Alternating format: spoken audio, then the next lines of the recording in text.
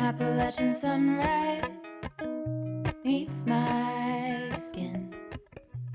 Even with my eyes still closed, I can feel it coming in. Golden, golden, I'll follow only golden, golden, golden. Since painting has become such an important part of my life, I've realized that its impact goes far beyond simply improving my technical skills. I feel like it has gradually changed the way I experience the world around me, teaching me to be more present and attentive to small details in everyday life. And although it may sound like a simple concept, truly noticing the world around you goes much deeper than just seeing things. It means quieting your mind and allowing ordinary moments to reveal their own kind of magic.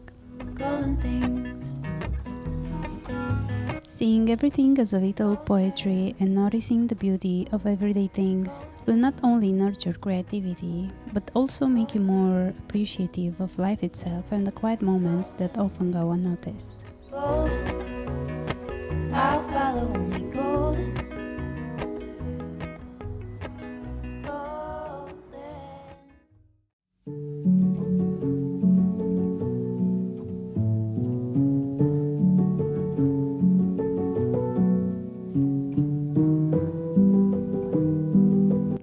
So for this painting, I had two main goals. First, to use my own reference photos, and second, to try my best to preserve and try to paint those bloom or bluish parts of the plum, because that felt like the most interesting part of them and the detail I was most excited to paint.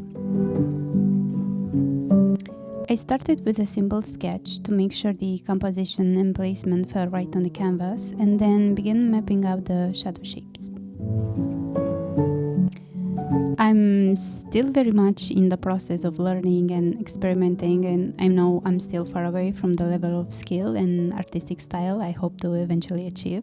But at the same time, I try to notice the quieter form of progress that happen along the way. And those would be my patience improving, how much longer I can sit and paint now compared to before, or even the extra care I start giving my brushes and my materials.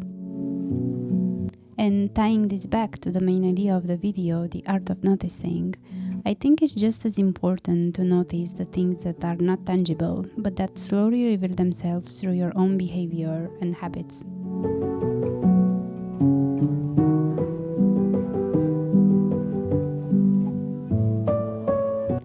I like comparing the process of learning how to paint with learning how to drive. In the beginning, you understand, what the pedals do and the traffic rules, and you have a sense of how the car is supposed to feel like when it's moving, but you just can't quite get everything to work together smoothly. I feel like I'm at this stage with painting. I understand the basic concepts like the technical side of things, what value is, what chroma means, and so on, but when I try to combine everything, I feel a bit chaotic, and the final result doesn't always come together in a cohesive way or the way I want it. But just like any other skill with a steeper learning curve, the more miles you put in, the more confident you become, and the more everything gradually starts to make sense and feel more natural.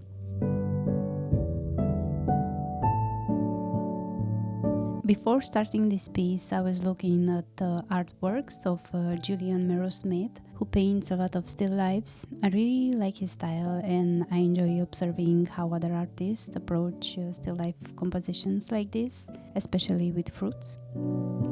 And I really enjoy painting still lifes. I really think they are fun, but obviously I'm also excited to improve and be able to give life to many ideas that I have.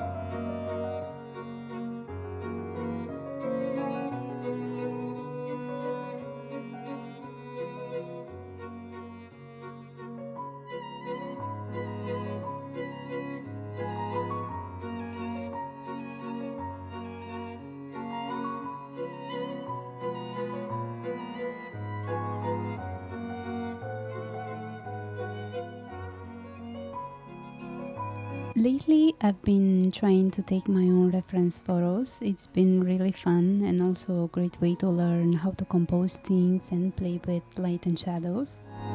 And also, it's great because you have your own objects captured in a painting, and it's always fun to see the end result.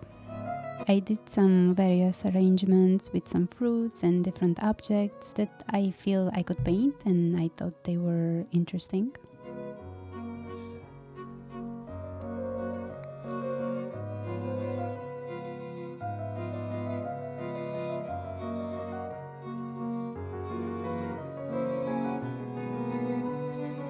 This cup painting went through many phases. I initially painted it on a 8 inches panel, which was way too crowded. I also didn't like the colors. I made it way too colored than it actually was. And then when I tried to paint the red patterns, things were just not working out. I knew I wanted a more abstract approach to those, but they ended up like a mess, so I just decided to wipe everything off and just start everything again. The thing with this one is that I use a store-bought panel, which turned out to be quite absorbent. Lately I prepare my own panels with gesso and then I sand them down, so they end up with a very smooth surface. So on this one, the surface needed a lot more paint than I'm used to, especially since I normally work with thinner layers. So yeah, this painting was just not happening for me. And when this happens, it's usually my sign that I need a break to enjoy a nice cup of tea, clean my painting space, revisit some books, or just go outside to pet a cat.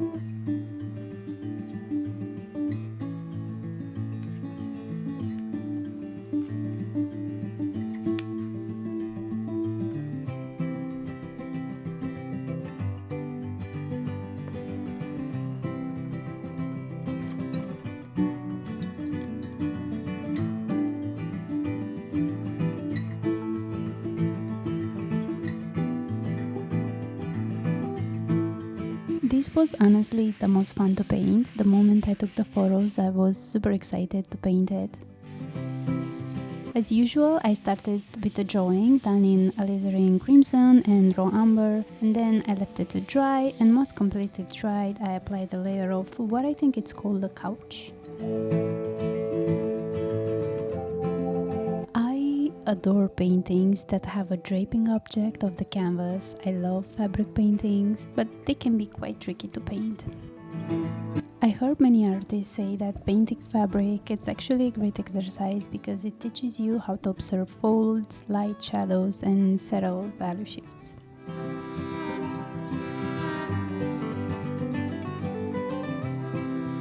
And now, looking back, I noticed some mistakes with this one, and I do keep a journal of my paintings and note to myself what went wrong.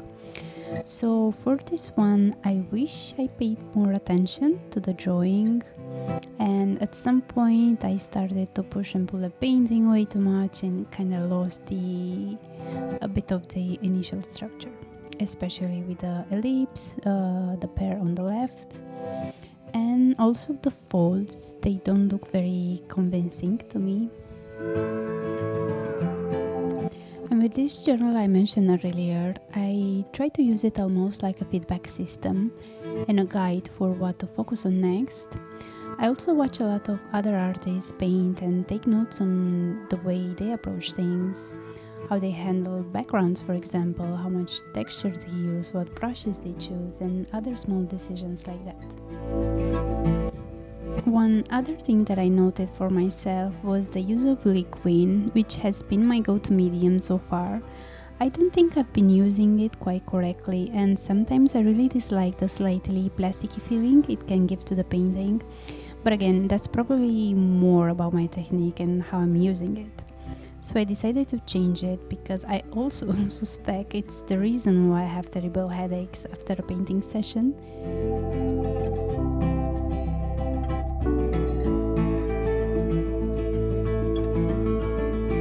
I'm currently waiting for my orders to come and try for the first time Oleo Gel by Natural Pigments and also Solvent-Free Gel by Gamblin. I feel like a change in medium that I use will help me improve the feel of my painting sessions and hopefully no more headaches.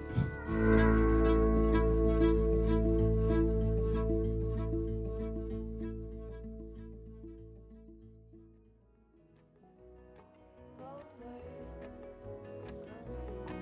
golden anything, golden. I follow only golden,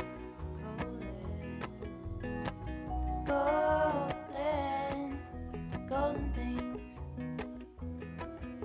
golden. I follow only golden, golden.